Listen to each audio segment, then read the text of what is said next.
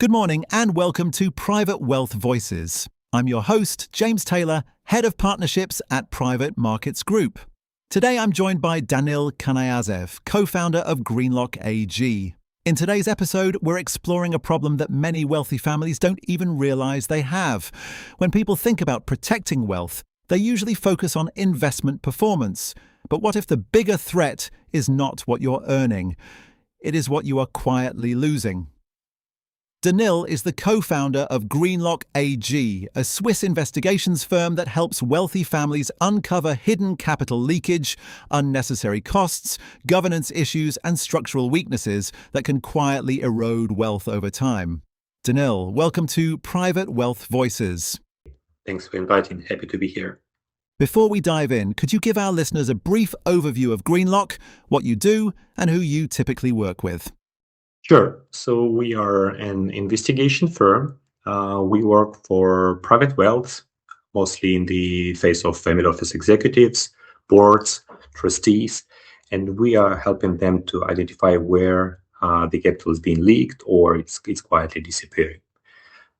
It's important. It's nothing to do with market performance, but it's really due to either gross negligence or poor efficiency of how this capital is being managed, or some adverse actors that want to bring harm to your capital. And we typically do it across multiple areas. Number one being, what is the actual true cost of you running your investment strategy and paying across every single player inside your ecosystem.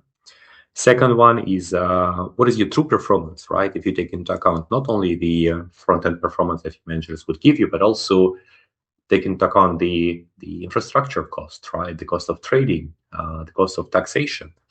And lastly, we analyze the risk to the principal in a form of portfolio stress testing, trying to understand some basic fundamental risks to the principal. Is liquidity properly handled? Do we have a proper understanding of how much our portfolio can be dislocated in adverse market scenarios? That's a great introduction. Let's start with the fundamentals. What exactly is capital leakage and what does that mean in practice? Sure. Look, I think it may be two different things for two different distinct groups of family office. Let me split it in two types. One is being at the beginning of their journey, somebody with probably 2-3 years in making, a new team, and others who are much more mature with a more experienced team, maybe 10 plus years in making. So these two are very distinct groups and they experience very different sources of leakages. Let me start with a simple one.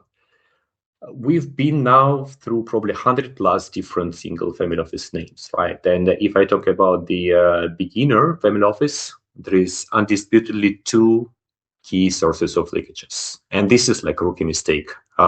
Number one, this is cash opportunity cost. People are very poor in managing their liquidity. It's common to see a few dozen millions laying on the account, waiting for a principal decision to invest in a project A or B. And what's going on? This money are not put on either deposits or US treasuries or analog in other countries. Hence, this capital is losing an opportunity cost in today's terms in 2026, anywhere between 3 to 4%. This is cost to the principal. And it could be sorted so easily with just one person being more disciplined, the structure looking at it. It's just unbelievable that it's still C. Another very common mistake, specifically coming up very soundly in 2026 for beginner family offices, is absolute vague idea how much do they pay for forex exchange. For whatever reason, they assume if they sign with a large private bank custodian, they should have a great condition on forex. And forex, by the way, it's never on the first page of your fee schedule, right? It's typically page number 7 or 8.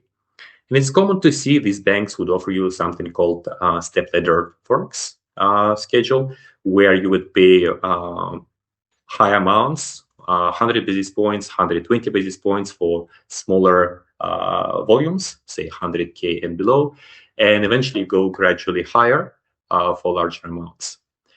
And it's common to see that huge capitals to the tune of few dozens of millions are being forexed every quarter without any idea how much it costs.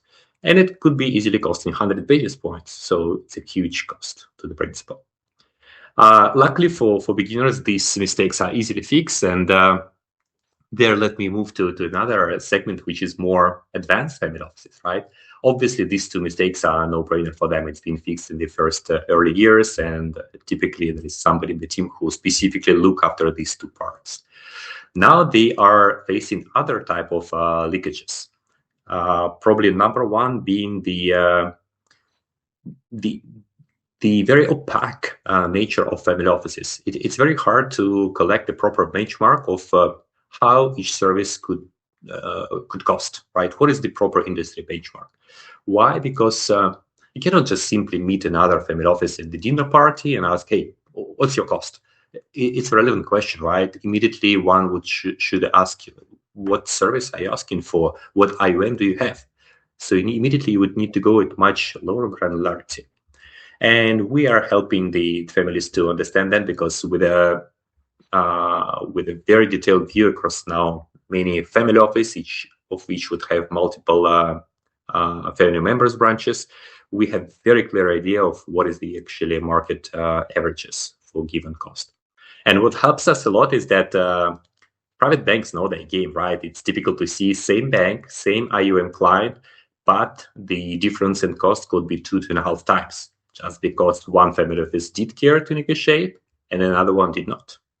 So we're helping to identify those areas, and families could save significant potential up to 25-30% of their actual cost basis just looking at the benchmark. And another big area for these advanced family offices would be the hidden cost of complex layered structures. Think about wrappers for private equity mandates, or a dedicated all-in-one mandate to pick and select and manage hedge funds or structured products. This is where tons of hidden costs are being concentrated, and one would need to do certain work to recover all of them. That's really interesting. One question that comes to mind is this: do families usually know this is happening? Or is it something that's largely invisible until someone investigates? A good question. I think people should understand that there are two types to the cost, right? There is a visible part, the one that you can easily see at the end of your quarterly statement. Think of custody fee, advisory fee. Bank do report what are they charging. At the same time, it's just tips of the iceberg. Lots of costs, I would say up to 50-60% of the total cost base are hidden costs. Those that you don't see at the end of the quarterly statement. Those costs are either hidden inside NAV, think of management fee to your mandate, right? Or think of your Forex we discussed, the bid-ask spread. It's also embedded in the pricing that you give, which is definitely different than the market price you could have received if you trade, say, directly with a broker. Retrocession is a big one, for example, in Switzerland, right? Until now, banks are still getting their compensation for promoting certain funds. So all of that contribute to the hidden part of the fees that one should understand, but without proper guidance, investors even are not aware that this exists. When you begin an investigation, how often do you actually uncover something significant? Let me give you this recent example. Actually, it started like this. We have a trustee approached us on behalf of a large private client who was served by a tier 1 Swiss private bank. And the story started like this. The Swiss private bank come forward saying, hey, we identify a mistake in the last 8 years of our relationship, and we are happy to announce that we're going to refund you 320,000 euros to make it even. Sorry, it was our mistake, but now we're even. Just sign these papers that you're fine, and then let's move forward. Obviously, client said, wait a second. Why this amount? Can you provide some details? And bank said, look, you have a complex portfolio, and they dropped on him a huge archive of 1,000+ PDF pages for the last 8 years of trading. And indeed, it was a complex strategy. It was an active strategy in futures and options. right? For 8 years of strategy and on 5 different venues. And basically, the message was go figure out your client. So it's a classic example when you want to draw on somebody in paperwork. So this is where a client, through his trustee, approached us and asked to make sense of what's going on, right? And this is where we started the real investigation, the one you could see in the movies, where we have to go every single page in these documents in order to build up a one coherent data model of what has been traded. So what we discovered, it was an all-in strategy. All-in meaning client typically would pay a fixed percentage of the assets and no more expenses, right? And then the manager would do whatever he thinks in the best interest of the client to generate return.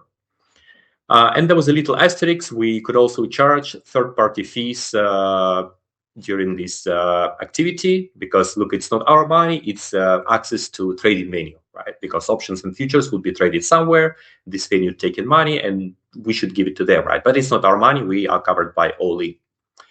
What we discovered after reconstructing the entire 8 years of the trading is that this bank actually disguised his own brokerage fee as a third-party fees.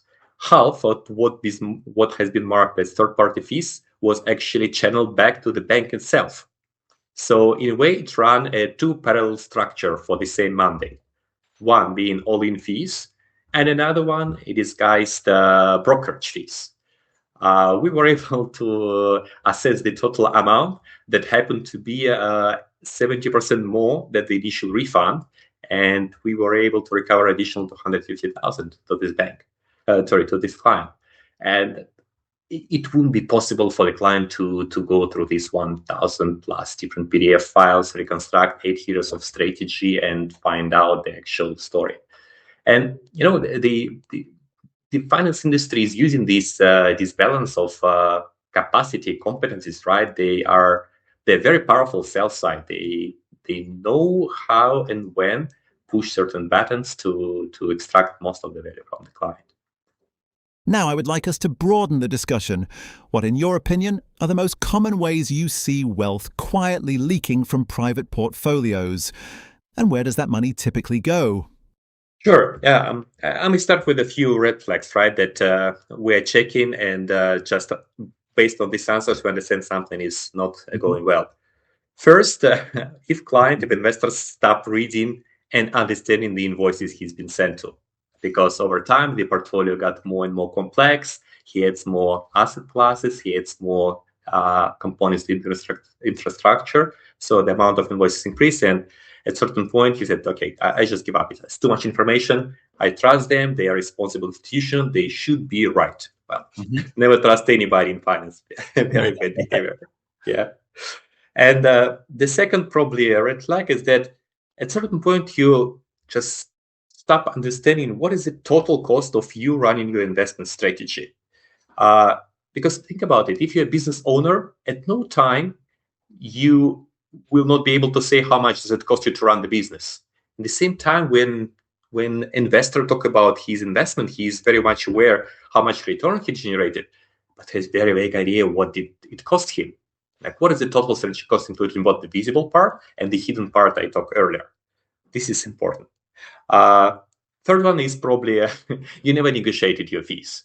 And to us, it's a common problem, right? As one banker told us, guys, you're somewhat unique. 80% of my customers for the last 20 years never actually asked a single question about how much they pay. They signed in the initial fee schedule, then good to go for the next 20 years. I mean, it's not something that you would do in normal business, right? Imagine a situation when you set up a certain cost structure with a supplier and never come back to it in 20 years' time. Yet it's commonplace in finance and investments. And lastly, I think this is my favorite, right? If you feel that you are the favorite client of your bankers, meaning you got invitations, you are always welcome to the bank, you spending lots of time in external activity to investments, yeah, it means you're paying a lot. Yeah, something is going on. Our clients typically start receiving invitations because otherwise the banks will not make a proper margin on those clients. That makes perfect sense, thank you. You touched on a few warning signs earlier, but from your perspective, what are the biggest red flags families should look for when reviewing reports, fee structures, or manager behavior? Sure. That's a common story we hear from customer. They would come to us, look, we're investing in a high-octane strategy, private equity hedge funds. We're comfortable to get into 9, 10, 11%. It's okay if these guys take a percentage fees, so who cares? We are still making lots of money. Isn't that right? And here they would come to a very common trap in investment. It's very important to understand that savings in investment, it's not the same as savings in retail. Why? Because every percentage point you save is going back into a compounding base. So the way you should put it in your mind is not I'm saving 1% on my strategy. No. If the strategy before compound, say it 9%, you saving 1% made it compound at 10%. And it's made just wonders in compounding if you think about long periods. I think my favorite examples, and I encourage everybody to do it in Excel, it's like 5 minutes exercise, but really marry the intuition with mathematics of long-term compounding. Take a relatively long horizon, say generation, like 35 years, basically something where your kids would inherit your wealth, right? And think you are completely blind to the additional fees of 2%. For example, you pick active manager versus passive manager. And my question is, what do you think the impact of this 2% would be in a generation time, 35 years? And for most people, it will come as a surprise. Let's say if I compound at 10% versus 12%, in 35 years, the difference would be twofolds, meaning 2% of the fee that you disregard today will halve your wealth in 35 years' time. So your kids will receive half of your wealth. Well, definitely they will not be happy about that parent behavior. What is super interesting, it doesn't matter at what rate you compound. You can compound at 3% before fees and 1% after fees. Same math, 2% difference. If you go into high-octane strategies, say 15% before fees and 13% after fees, again, you will be missing 50% of your capital in one generational time. So I think it's a point to stop a little bit and reflect and understand that the cost goes directly to your bottom line, and it's guaranteed. You do it once. Unlike, say, performance, which is not guaranteed every year, you have to fight very, very hard to catch to it every year.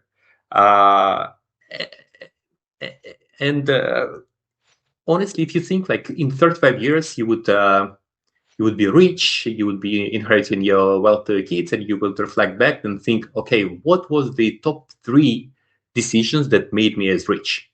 I guarantee you the cost factor would be one of the among top 3. It will not be if you pick private equity A versus private equity B. It will not be, did I make the right tactical asset allocation to account for US versus Europe shift? No, it will not be part of the decision. But the cost part, indeed, one of the top 3. Thank you for explaining that so clearly. Building on that, what are the biggest warning signs that tell a family it's time to take a closer look at the way their wealth is being managed? The moment you start to hit certain complexity in your portfolio, think of observing multiple asset classes, and you move more and more into more complex matters. Think of private equity, hedge funds, some structured products. Plus, you start to enlarge your infrastructure. Instead of one bank, you may use already 4, 5, 10 banks. Instead of 5 mandates, you already given a few dozens of mandates. This is all the marks that would tell you, yes, something is going to happen, because it's really next to impossible to keep everything in mind. Even having a proper team, one would need to set up a proper automation system to first consolidate all this information together. And by the way, each provider will give you the document in its own format, its own liking, with its own frequency. So it's first one would need to consolidate it properly, and then do certain work to extract the insights of what's going on. So for me, this is number 1 flag, right? You're just getting a lot into complexity and stop losing track of what's going on. Mm-hmm. And another factor is the I think it's all about incentives to your team, right? Do you have anybody in your team whose bonus independent on how efficient your capital is managed? Not on the factor if you beat the benchmark or not within a specific mandate, but really, who is the person inside your ecosystem who are paid bonus if you save something? It's definitely not your bank. It's probably not your hedge fund manager, not your equity guy. Who is this person? And we see in 90% of the cases there is no such person. The wealth owner, the final beneficiary owner, is the one responsible. And when families do challenge these issues, what's the most common explanation they receive from banks or investment managers? First, observation. They tell it's a honest mistake and they fixed it. In my career over 10 years, I haven't come across a single mistake which was in favor of the client. Not a single one. So it tells something that mistakes somehow always in favor of the bank. Well, in other cases, honestly, they do know they're overcharging. This is a common knowledge. They have their own benchmark. And if anything, the negotiation is actually the easier part of the entire story. The hardest part is to identify. Negotiation is easier. If you come to a banker, to a manager saying, hey, I know you overcharge, and this is, by the way, the industry statistics, they know that's true, and they go down to preserve the relationship. However, I should give you one interesting caveat. So obviously, we understand that you cannot cut the pet until a bank is completely abandoning you as a client, because they also need some margin to make. So empirically, we found that there is a number X below which a banker will not be interested in you as a client. And depending on the bank, it's roughly around 100,000 per year. So if you make less than 100,000 per year to a banker, and it would encompass everything: the fees for custody, the brokerage, the opportunity cost that banks make on your behalf, everything. So below this number, you stop being an interesting private client, and they would kindly ask you to find another bank. So we don't want to go below this number, and we do count that. However, we see situations where clients are paying 500,000 million to a bank. Well, this is another extreme, and definitely bank has lots of space to accommodate your request to reduce the tariffs. So we try to put the clients at a fantastic sweet spot where he's paying the industry median or even below the median, and bank as well makes a nice margin, so they're happy to keep the client. That's a really valuable insight. Let's talk about oversight. Is this typically a one-off diagnostic exercise, or should families think about it as an ongoing process? Yeah, I think it's a multi-tool, right? One can think of just one-off story. We can easily make a case for initial diagnostic, understanding where client stands first in the actual fee structure, the hidden fees, the visible fees, and benchmark him versus the industry. If you found that the client is well inside the ranges, that's fine. And he's happy, and he can return back to us or to another provider in 3-5 years and repeat exercise. At the same time, there are other types of story happens where we see this is a service on a subscription basis, where client basically outsource the entire oversight program on a quarterly basis. Why quarterly? Because the fees, the costs are not moving as quickly as prices, right? One would not need to analyze them on daily or monthly or weekly, right? Quarterly is more than enough. And then we basically help to run it on a quarterly basis and see that everything is in check. So think about it as an insurance premium, right? Client is paying some premium upfront to make sure nothing bad happens. And if we put the cost for our service right, and we try to do it very, very hard, it's very reasonable investment for the client, because in absence of our service, any mistake he might be doing with a large capital, 100 million, half a billion, billion plus, any mistake would immediately result in few 100,000 missing from his bottom line. And one would be happy to pay a certain premium, insurance premium upfront to avoid such catastrophic losses. We're almost out of time, so I'd like to finish with some practical advice for our listeners. If someone wanted to take action over the next 30 days, what's the very first step they should take? Sure. Ask yourself a honest question. Do I know the true total cost of my investment strategy? Can I understand how much money is being spent on this manager to this bank? And then ask yourself a second question. If I can cut this cost by 50% and keep strategy unchanged and pass it to my next generation, what will be the impact? If numbers are staggering to you, you have to act, right? You have to put the cost part into priority and keep the decision about rotation from AI to private equity to yet another story for another 6 months, and focus on the setting as efficient engine as possible. Why? Because it's a one-time job, right? It's one-time effort, but it sticks with you many, many years to come, and it's definitely worth your attention, more than any movements in the world today. And before bringing in a specialist, is there a simple diagnostic that families can carry out themselves? Absolutely right. It's perfectly done. You would need some smart guy, girl as analyst, and who is ready to spend a couple of weeks. You would also need to request all the initial documentations from your bank, such as the quarterly position statements and detailed transaction list on one side. And on the other side, recover all the original fees agreement with your counterparties, both custodian banks, your managers, your advisors. So be aware, it's quite complex documents, meaning they could easily be 15 pages long. Mm-hmm. And then you would do simple math, right? You would try to reconstruct model fee structure, having on one side the original fee agreement and on the other side movements in your portfolio. You see a Forex transaction, you take what Forex fee has been paid. You see manager A is running your portfolio, you know his management fee, you took another element to your fee. And over time, you would be able to reconstruct bottom up the theoretical fee structure of your portfolio. Then the next step, you would request your counterparties to provide you detailed invoices. You would need to probably clean it up from VAT, from currency exchange, and then compare what you have actually paid versus your model story.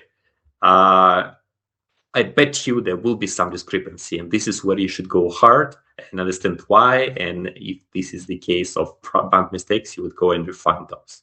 So this is the step that one can perfectly make in-house should you have a proper resources and time. Where it's getting a little bit more difficult is the ability to compare the fees with the external industry benchmark. Private wealth is very notorious to be very opaque and not willing to exchange information freely. So this is where you would need to probably tap on external expertise of companies such as ourselves or other external advisors who would understand what are the typical charges this industry is providing on brokerage, on management of equity or running this strategy. Because it also has a caveat, right? What one needs to understand not only the type of service, but also what IUM is being moved with this service. It's one thing to custody 1 billion, and price of custody 1 million is much, much higher. I'd like to finish with one final question. After everything you've seen investigating wealth structures around the world, what's the one thing wealthy families consistently underestimate when it comes to protecting their capital? I think one thing that I personally see is they're getting captive by the sales side. Sales side is fantastic. I deeply respect their commercial acumen, the sales side. The fantastic business developers, the beautiful presentations, they take a breath away of the investors, and they fully entrust their capital, their future, and their hopes to them. And they completely forget that those people are not the ones who will look after your interests, right? You should be the one having a certain maturity in order to be able to audit, supervise them. And the hardest cases we've seen is that the investors got completely in love with either their private banks or their managers and just stop asking relevant questions. They treat it as a friendship, whereas it should be treated as a proper business partnership with checks and balances. Danil, thank you for joining us today. This has been a genuinely insightful conversation. One of the biggest lessons from today's discussion is that protecting wealth isn't just about achieving stronger investment returns. It's also about understanding the hidden costs, governance gaps, and structural inefficiencies that can quietly reduce long-term wealth without families ever realizing it. A big thank you to everyone for listening to Private Wealth Voices. Follow Private Markets Group on YouTube, LinkedIn, or Spotify to be notified of all new episodes.